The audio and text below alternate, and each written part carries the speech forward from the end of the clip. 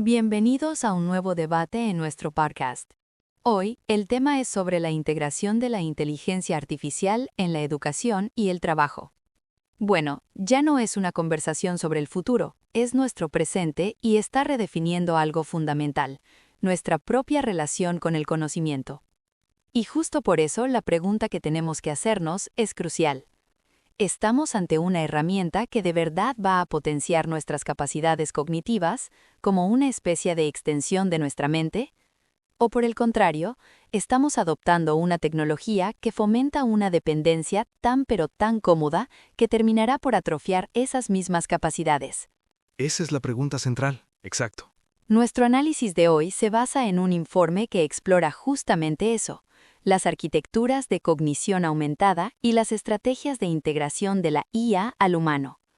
Mi postura, para ser clara, es que si lo hacemos bien con el marco pedagógico adecuado, la IA puede y debe ser un socio de pensamiento que nos empuje a ser más creativos y críticos. Y mi posición es que esa es una visión, con todo respeto, demasiado optimista. Yo voy a argumentar que la tendencia natural, o sea, el uso por defecto de estas herramientas, nos lleva a lo que el informe llama descarga cognitiva, un fenómeno que, ojo, ya tiene evidencia de una correlación negativa con el pensamiento crítico. Es un riesgo que no estamos tomando para nada en serio. A ver, para mí la clave está en abordar esto desde una filosofía de deconstruccionismo digital. De lo que se trata no es que la IA nos dé respuestas para que las consumamos pasivamente. El aprendizaje real, el profundo, ocurre cuando creamos cosas, cuando nos enfrentamos a un problema y construimos una solución. De lo que se trata es de aprender haciendo. En este escenario, la IA no es un oráculo, sino más bien una herramienta cognitiva que nos quita de encima la carga pesada, el trabajo repetitivo, para que nosotros podamos usar nuestra energía mental en lo que de verdad importa: la estrategia, la creatividad, la resolución de problemas complejos.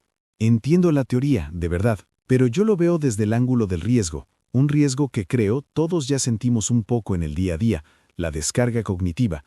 Es esa tentación, casi un reflejo, de dejar que el GPS piense por nosotros en vez de orientarnos, o de pedirle a una IA que nos resuma un artículo en vez de leerlo y sacar nuestras propias conclusiones. Es la tendencia humana a tomar el atajo, ¿no? A buscar el camino de menor esfuerzo. Y mi preocupación es, ¿qué pasa con los músculos mentales que dejamos de ejercitar en el proceso? Pero ese atajo no es obligatorio. Podemos diseñar la interacción para evitarlo. Por ejemplo, las fuentes hablan de modelos de socio-colaboración, donde la IA funciona como un andamiaje dinámico. Imagina que estás aprendiendo a programar. Al principio, la IA te ayuda a corregir errores básicos de sintaxis, pero a medida que mejoras, esa ayuda se va retirando gradualmente. Es un concepto que llaman desvanecimiento calibrado. El objetivo no es crear dependencia, sino transitar del simple consumo de IA a la creación con IA, usando la herramienta como un catalizador para nuestra propia autonomía.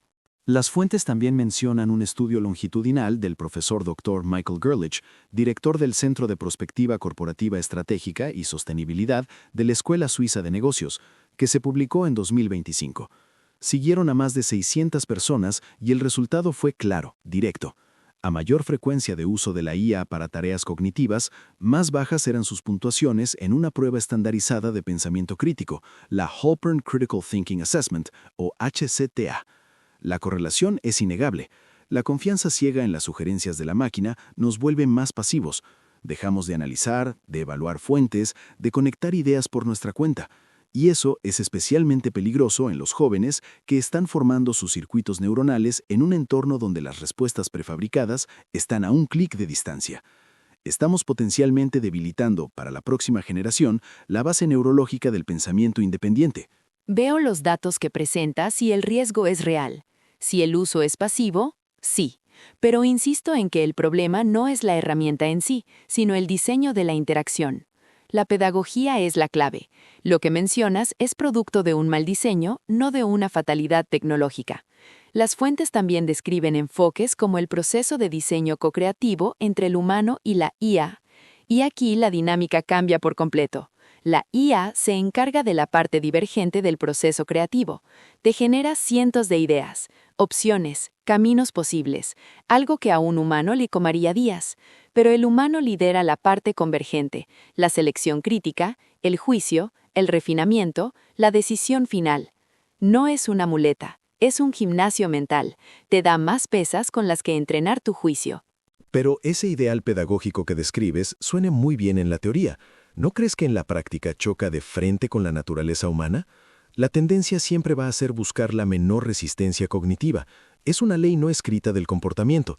Por eso el informe sugiere que para contrarrestar esa tendencia, el diseño de los sistemas necesita algo que llaman fricción estratégica. ¿A qué te refieres exactamente con fricción? Suena contraintuitivo. Toda la industria tecnológica busca eliminar la fricción. Exactamente, y ahí está el peligro. La fricción estratégica es como poner un captcha, pero para el pensamiento. En lugar de darte la respuesta de inmediato, el sistema te obliga a detenerte.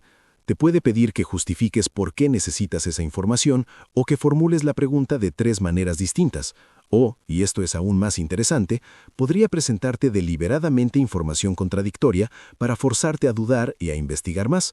Es una incomodidad diseñada para activar el pensamiento crítico. Sin esas salvaguardias, que hoy por hoy no existen en las herramientas comerciales, bueno, la atrofia no es solo un riesgo, es el resultado más probable. De acuerdo, pero esa fricción no puede ser un obstáculo frustrante. Puede ser parte de un diseño que de hecho aumente la agencia del usuario. No se trata de ponerle barreras, sino de darle más palancas. Pensemos en una escritora. Una IA puede sugerirle 10 sinónimos para una palabra o 5 maneras de reestructurar una frase. No le impone ninguna, solo expande su paleta de opciones. La decisión, la voz, el estilo siguen siendo de la autora. Las fuentes son claras en este punto. Para una novata, la IA puede reducir la intimidación inicial ante una tarea compleja. Para una experta, puede ser una herramienta de refinamiento para pulir detalles y explorar ángulos que no había considerado. ¿Y no te preocupa que esa escritora se acostumbre tanto a tener la paleta de opciones que el día que no la tenga se sienta incapaz de escribir? No más de lo que nos preocupaba que las calculadoras nos hicieran incapaces de sumar. Aprendimos a usarlas para problemas más complejos. Aquí es lo mismo. De hecho, la creatividad que se logra en esta co-creación es medible. Fíjate que las fuentes mencionan herramientas como el Creativity Support Index o Muse Score, que evalúan la originalidad y la elaboración de los productos co-creados. Y los resultados muestran consistentemente que la colaboración entre humano e IA produce resultados más creativos que los humanos trabajando solos. No, espera. Ese equilibrio que describes me parece increíblemente frágil. Lo que tú describes como un andamio de apoyo, yo lo veo convirtiéndose muy fácilmente en una muleta permanente. La herramienta que te ayuda a empezar se convierte en una prótesis sin la cual no puedes funcionar. Y ahí es donde las métricas que mencionas se quedan cortas. Miden el resultado final, el producto, pero no miden el proceso cognitivo del humano. Entonces, ¿qué propones medir? Las fuentes proponen marcos de evaluación mucho más rigurosos, como el Autonomy Preservation Index. Este índice es fascinante porque no le interesa tanto la calidad del ensayo que escribiste con la IA. Lo que mide es tu capacidad para resolver un problema similar de forma independiente después de haber usado la herramienta. La pregunta crítica cambia. Ya no es ¿pudimos co-crear un buen producto? La pregunta es, después de esta colaboración, ¿el humano es más o menos capaz de crear por sí mismo? Si la respuesta es menos capaz, la herramienta, por muy eficiente que sea, es un fracaso cognitivo. Pero creo que enfocarlo solo en la autonomía aislada es una visión limitada. El éxito en el mundo real, sobre todo en lo profesional, se mide en la potenciación de capacidades en un entorno colaborativo. Las empresas ya lo están demostrando. IBM usa Watson para analizar las brechas de habilidades de sus empleados y crear rutas de aprendizaje personalizadas. No buscan que el empleado sepa todo de memoria, sino que sepa cómo aprender y adaptarse mejor. O mira el caso de Walmart. Usan simulaciones de realidad virtual con IA para entrenar a sus gerentes en manejo de crisis. Los resultados son brutales. Un 15% de mejora en el desempeño y una reducción del 95% en el tiempo de entrenamiento. Pero de nuevo, está citando indicadores de eficiencia operativa y desempeño en una tarea concreta. Que un gerente de Walmart resuelva una simulación más rápido no me dice absolutamente nada sobre si su capacidad de razonamiento crítico ha mejorado. Simplemente se ha vuelto mejor en esa tarea específica con esa herramienta específica. Ese entrenamiento no necesariamente desarrolla lo cognitivo. ¿Y cuál es la diferencia fundamental para ti? Al final, el objetivo es ser más competente. La diferencia es todo.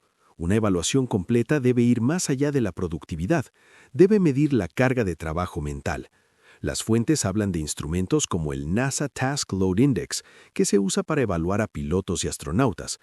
No solo mide si cumplieron la misión, sino el costo cognitivo, el esfuerzo mental, la presión, el nivel de frustración.